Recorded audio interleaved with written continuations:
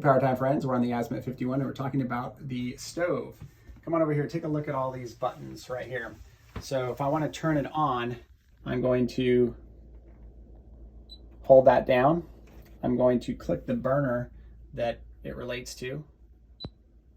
Then I'm going to turn up the heat. Okay, 1, 2, 3, 4, 5. Okay, but it's not hot. Okay. I don't know why, it doesn't feel like it's working, but I put the pot on here. Now I can hear something going, and you can barely hear the pot's going. If you put your hand on here, it's getting warm already. So it only works with a pot on there,